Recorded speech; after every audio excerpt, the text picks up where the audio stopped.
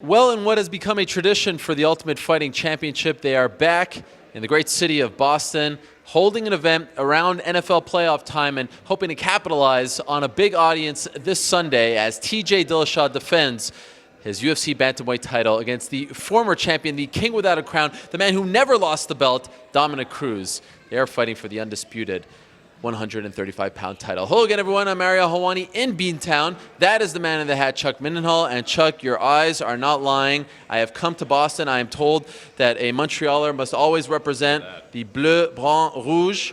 We got to wear our colors in front of the... And no one said anything. They all talked a big game on Twitter. Here I am. Not a single person has said a thing. Emblematic of Boston, man. Yeah. That's just like Patriots fans, too. They're the same way. Typical, right? They just turtle up, they run away, they scurry. Here I am. What do you have to say? 2 weeks ago at Foxborough, Winter Classic. Did you see that? 5-1? I did see that. Yeah. I heard you giving Dave Doyle some hell about that, Yes, so that's good. Yes, that is true. Yeah. For the record, Charles Rosa, who is fighting on Sunday, did say a few things, and it looked like it was about to get heated, but I was able to talk my way out of that one. Regardless, we have a lot to discuss, so let's get right to it. It is Cruz versus Dillashaw. To me, this is one of the best fights that the UFC could put on. It's so interesting from a styles matchup, but it's also very interesting just from the whole storyline perspective of, alpha male versus Cruz, now what's happening with Dillashaw and Faber. I mean, you can't write a better script. I love everything about it. Tell me why you love this fight. Well, in part because Dominick Cruz never truly went away on his, but somebody didn't dethrone him. It's like one of those situations where we had him ranked very highly in the pound-for-pound list. He was just a guy who, unfortunately, had a bad string of luck, and it just kept compounding itself until it became almost a tragedy for the guy over the last 4.5 years. He did come back for that one fight. And imagine if he didn't have that one fight, this wouldn't be the same storyline. But he comes in and wins at, 61 seconds. He blows up Mizugaki. And just gives you a glimpse of where, there's Dominick Cruz. And then he has this whole setback. I just feel like it's one of those things you're like, what does Dominick Cruz have? Is there any reason to believe he's not better than he was? There's really not. The only thing you can say is he's went through the injuries. There's no logical reason he should be better. But to hear him talk this whole way up and to hear his coaches talk and everything else, you realize he's been behind the scenes maybe adding to his game. And I believe that. I really do. He's such a student of the game. I really believe he's been doing that. But honestly, you got the new kid who's TJ Dillashaw, who's, he's got all of his storylines. You got Uriah Faber sort of waiting in the wings, so has bad blood with everybody. Just can't have a better table setting in terms of all that. And then you get to the style matchup. These two guys are, I see the same thing everybody else does. It's like these mirror images, There was the original Cruz, and now there's TJ Dillashaw sort of doing what he does. So just to imagine them coming together and how that's going to play out, it's pretty exciting. I feel like we have to talk about this. I feel like we've talked enough about his injuries, Cruz's injuries, but it's almost like we're underselling it, because if you just actually think about coming back from 3 ACL surgeries, this doesn't happen in other sports. It doesn't happen in football and basketball. When a guy has 1 ACL surgery, we wonder if he'll ever play again. This is a guy who's coming back and fighting in a cage after 3 ACL surgeries, also a groin injury, a hand injury. Yeah. It's actually unfathomable, in my opinion. Yeah, it is unfathomable. It used to be when a person had an ACL injury, you almost wondered if they'd ever resume their career. Right. They've at least advanced medicine enough where an ACL injury, they've sort of gotten it down where they know how to get them prepped to be back within 9 months to a year. And here we're talking about a guy who's underwent the same procedure 3 different times on both knees. And it's just an amazing thing, especially when you consider so much of his game is dependent on footwork, his lateral movement, all the things he does within his wrestling and everything else that he uses in there. It is unprecedented. I feel like you're right. We undersell it. We don't talk about this enough, and I think it's because the fight game moves on. It just keeps moving on, and that's one of the tragic things about Dominick Cruz. He's been so good. It's just people forget because he's been off. He's been gone for so long. But it certainly plays a role into how strong his mind is to persevere through that and to be at this moment, and to show up and get this title shot and never balk at it. I feel like even when Renan Barão was the champion, they were trying to book Cruz against Renan Barão after all that time. I feel like his mind is just like, wants that belt back. It's his belt, and it's a tribute to him that he's able to kind of come through all of that and still have his whereabouts about him like that, and his hunger. I'm happy you mentioned the mind, because I can't imagine what it was like physically to come back from those injuries. But mentally, that might be even tougher. And to see this guy stand in front of us, I mean, here today at the open workouts, he's talking about being comfortable finally in front of the cameras and how working as an analyst on Fox really helped him. He has become, in my opinion, one of the most interesting interviews in the sport. And it's only really because he's being himself. Like, he put out the blueprint, and other guys have done it as well. But Dominick Cruz is not being showy. He's not talking smack necessarily. It just feels like that's who he is, and it's amazing how people have actually gravitated towards it, media and fans alike. It's almost like an intellectual intensity. You know what I mean? Like he's smarter, and he doesn't have very to. Cerebral. Yeah, very cerebral. Even today, when he showed up, obviously to these open workouts, he shows up on crutches, does the whole Willy Wonka thing. It's just a brilliant thing, because I know a lot of people were like, the joke is continuously running. Is he going to even show up? Is he going to get hurt? And we've heard about this since they booked this fight, going backwards to his other fights, and it just shows you he has a sense of humor about it, somewhat diabolical sense of humor about it. But he's one of the bright guys in this game, and I mean, I really believe he's probably the best analyst in the sport. When you're listening to him, like, he bridges that gap between a layperson who doesn't know much about the technique and the person who knows everything about the fight game. I feel like he bridges that perfectly, sort of satisfies both sides of that equation. So he's a student of the game, and he's also a practitioner, and he's just a unique guy that way. Cruz's layoff, in my opinion, is the great unknown. But how about for Dillashaw, a guy who left his team, now lives in Colorado, and then you add to that the drama with Uriah. He plays it off very well. He shrugs it off. But I wonder how much that will affect him come Sunday. Do you share those concerns? I do a little bit, yeah. And it's funny. I mean, we're talking about the mental side of this. Like at yesterday's media day, they had those two guys sort of stationed near each other. And as it opened, there's this huge cluster of reporters that go over to Dominick Cruz, and nobody was over there with DJ Dillashaw. So it was like one of those weird moments where you think, like, I don't know how much you'd tell from that, but just the media interest went specifically to Cruz. I think Dillashaw, for him, it's a big moment for him, because this is a guy, it was sort of like he was 1A and Cruz was still 1B, that sort of situation. So I feel like it's his chance to say, like, this is definitively where I'm at, this is definitively my belt. And over the course of the next two fights, he could really distinguish himself, obviously, with a big win over Cruz on national TV, and then to come back and beat Uriah Faber, who's going to have all those storylines as well. So this is a crucial stretch for him in terms of his legacy or whatever he's going to be in this sport. So far, he's been great, but to do these things that he has on his horizon, I think he'd finally get to where he wants to be, because you can see he's a little frustrated by all the attention going the other way. I think in hindsight, we would all agree that Conor McGregor was in Jose Aldo's head after all the talk. Different kind of talk leading up to this fight, but it's been very one-sided. The exchanges have been very one-sided, in my opinion. Do you think that Dominick is in TJ's head? I think so, a little bit. I mean, obviously, these things always come out afterwards. I feel like guys are way more honest when it's coming. As you lead up to it, I feel like you're kind of getting the lip service a little bit, like from both sides. Sure. But honestly, I think Dillashaw, he's been fairly short. I wouldn't say he's been like not wanting to talk to reporters, but he's been fairly short in his answers, given sort of rote answers. Yeah. He's kind of answering things the same way to each question. I think he's just over the process, and he wants to be able to lay hands on Dominick Cruz at this point. I think he realizes, like, he probably seeded at some point, I'm not going to beat this guy in a verbal war, and I'm getting taken down even trying to kind of stick up with it. So I think at some point he was like, let him win that battle. I'm just going to focus on the fight. You know what I mean? But I can't help but think he's somewhat in his head. Remind me when Michael Bisping and Luke Rockhold were going to fight. And I remember Bisping was just 100% just from out of the gate coming at him. And it was like Rockhold had to almost like step up his mental, like his verbal game a little bit and start to put himself like in a better position to defend himself. And I felt like he was uncomfortable in that role as we went towards the fight. And at some point, he was just like, I just can't wait to hurt him. You know what I mean? And that's how it ended up. That's a very good comparison. And TJ Dillashaw maintains that he's trying to do this to give himself confidence because he's insecure. And that's obviously a theory. We'll see how it all plays out on Sunday. So let's talk about that. Be Mystic Mindenhall here. All right? Look into your crystal ball. You've been nailing it left and right. It's amazing. It is amazing. How do you see it playing out? It's funny, man. Through all these injuries we're sitting there talking about it, but I still can't get Dominick Cruz the way he fights out of my head, the way he's dominated the guys in front of him, going back even to the Demetrius Johnson fight and well before that. But I still think he's going to get it done. I think the twist is, like, he used to win a lot of decisions. I think somehow he's going to put it together. I think that TJ's going to accommodate him in a fight that's going to at some point benefit Cruz, and he's going to catch him at some point. Not to get too specific, but let's say 3:36 of the third round TKO. Wow. Could you imagine if Dominick Cruz becomes champion again after? I'm trying to see how good I am.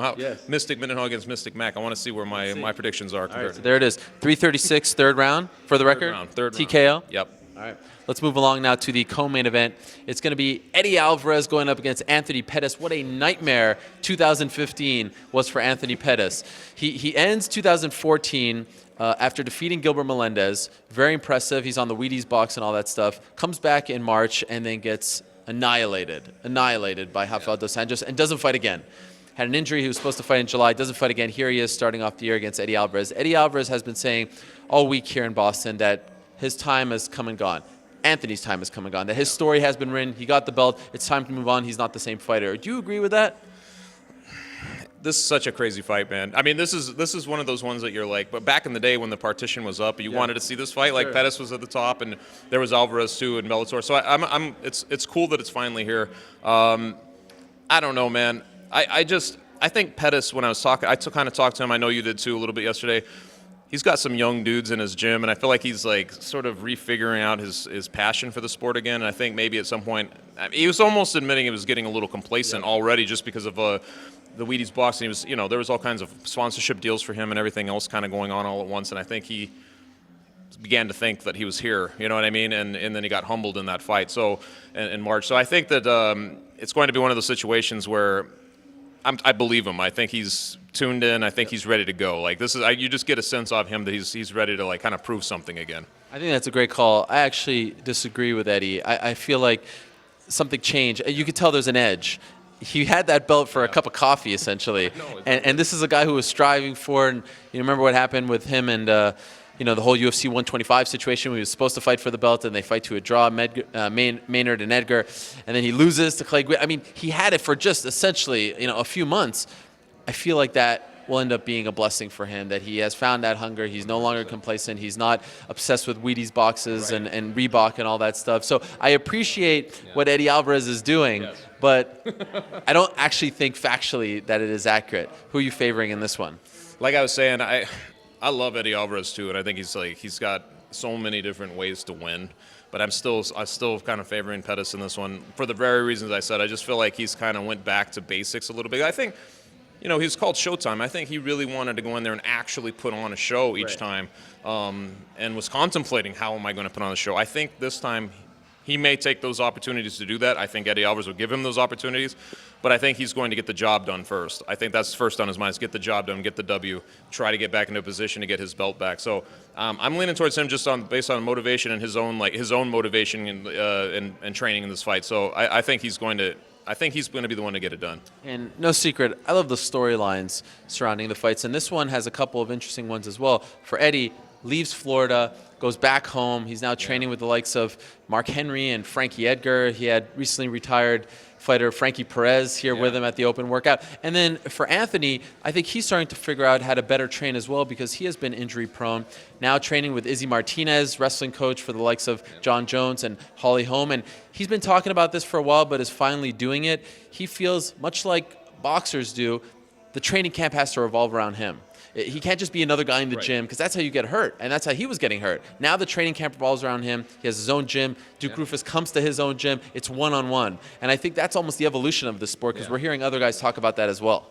Yeah, I agree, and especially for Alvarez being back in Philadelphia, like it is interesting, because when you really look at his career, I think some of his best performances came when he was sort of training out of Philadelphia, his hometown, and those comforts. Who knows how much this stuff actually plays in, and then the styles going against each other. But I definitely think that you'll get a good version of Alvarez in this fight. He tends to get hit a lot, and that's not a good idea against Anthony Pettis. That's the one thing that keeps going through your mind, is that Pettis, if he's able to kind of put something together, he could put him away. And Alvarez likes to sort of fight that in the wheelhouse a little bit. So it'll be an interesting thing, man. It's one of those fights that I feel like we keep talking about, these under-the-radar fights. This one is another one of those under-radar fights. You're like, wow, this could be a main event on its own. Talk about storylines. The heavyweight fight on the main card, chock full of them, because you got Matt Mitrione, who comes out yesterday barefoot and says, I'm fighting on my contract, here's X, Y, and Z, here's why I'm doing it. This is a guy who made a massive mental mistake against Ben Rothwell, shoots for his first takedown in his UFC career, essentially, and then gets caught. And that was eating him up inside. But he's betting on himself, and this is an intriguing free agent if he wins against Travis Brown, because he comes from the Ultimate Fighter. He has a win over Kimbo Slice. I know another organization that's currently on Spike TV that would probably be interested in a guy like him. And then you have Travis Brown, who also had pretty nightmarish 2015, personal problems as well as in the cage as well. I don't really know what to expect out of these two guys. Only thing I expect is somebody to get knocked out. That's how I see it. I agree. Like, both these guys are sort of coming from different angles here, and I feel like Mitrione, this is still like with Rothwell, like it's a big chance. He's getting a really big chance against a guy he could hurdle past, and he's been trying to sort of make that move into that space for so long. It's one more good opportunity for him to do it. And then if he did, like if he looked really good in this fight, he somehow beat and knocked out Travis Brown, you could almost look back at the other one and be like, well, he should have never attempted the takedown. Right. Simple as that, he made the mistake, and you almost forgive it and put him when you're sort of ranking him a little bit. But I the Travis Brown thing, I really don't know what to, lost 2 out of 3, but then coming off sort of not just the knockout loss of Andre Arlovski, which now seems like a long time ago, but just all of the out-of-cage stuff that's happened to him, and now this sort of paparazzi. It's been a very strange vibe with him being here. Media wants to talk to him about the things that are obvious. He doesn't really want to go those directions. So who knows, man? I feel like it's one of those fights. This will tell us a lot about his headspace as well.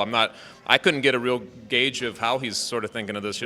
It's almost like he has to put on airs a little bit going into this fight. So you make the most of it. The only thing you can think about him is, if you get hit by Travis Brown, you're going down. So one of these two guys will go down. It almost feels like every time a GFC fighter competes, it's a referendum on not only the gym, but Edmond Tarverdyan as a coach, especially coming off Ronda. This is their first big fight since UFC 193. Edmond is here in Travis Brown's corner, and I still think that the jury is out as to whether or not leaving Jackson's and going there was the right move for him. So I think there's a lot at stake in this one.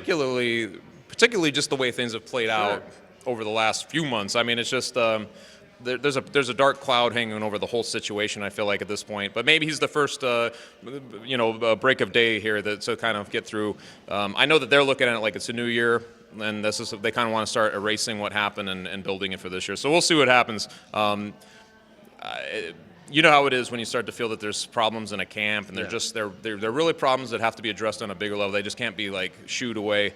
I feel like that's kind of what's going on. So it'll be interesting beyond this fight to see kind of what happens with that whole camp. You know what I mean? Officially, who's your pick? I'm still gonna pick Brown in the end. I feel like Mitrione, for whatever reason, when he does get into the big spots, he doesn't get over the hurdle, and I think this is a really tough one for him.